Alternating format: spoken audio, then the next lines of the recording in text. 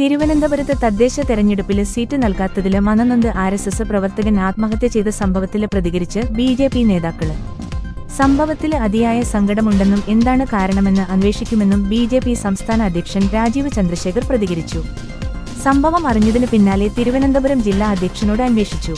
വാർഡിൽ നിന്ന് വന്ന പട്ടികയിൽ ഇദ്ദേഹത്തിന്റെ പേരുണ്ടായിരുന്നില്ലെന്നാണ് അദ്ദേഹം പറഞ്ഞത്. വിഷയം അന്വേഷിക്കുമെന്നും രാജീവ് ചന്ദ്രശേഖർ കൂട്ടിച്ചേർത്തു. പുറത്തുവന്ന കാര്യങ്ങൾ പരിശോധിക്കുമെന്ന് വി മുരളീധരൻ പറഞ്ഞു. RSS, BJP നേതൃത്വത്തിന് മണ്ണ് മാഫിയയുമായി ബന്ധമുണ്ട് എന്ന് വിശ്വസിക്കാനാകുമോ എന്നായിരുന്നു പ്രതികരണം തേടിയ മാധ്യമപ്രവർത്തകരോടുള്ള വി മുരളീധരന്റെ ചോദ്യം. ആരോപണങ്ങള് വാസ്തവവിരുദ്ധമെന്ന് വി രാജേഷും പ്രതികരിച്ചു. അതേസമയം ആനന്ദിന്റെ ആത്മഹത്യയില് BJP നേതൃത്വത്തിനെതിരെ രൂക്ഷവിമർശനവുമായി CPM രംഗത്തെത്തി. BJPക്കും RSSനും വേണ്ടി ജീവിതം ഒഴിഞ്ഞുവെച്ച സാധാരണ പ്രവർത്തകരെ തെരഞ്ഞെടുപ്പിൽ പരിഗണിക്കുന്നില്ല.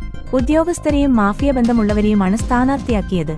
അനിലിന് പിന്നാലെയാണ് ആനന്ദിന്റെ ആത്മഹത്യ. ആനന്ദ് സ്ഥാനാർത്ഥിയാകാനുള്ള ചർച്ചയിൽ ഇടം പിടിച്ചിരുന്നു. അല്ലെങ്കിൽ സ്വതന്ത്രനായി മത്സരിക്കാൻ തയ്യാറാവില്ലായിരുന്നുവെന്നും CPM ജില്ലാ സെക്രട്ടറി വി ജോയി മാധ്യമങ്ങളോട് പറഞ്ഞു.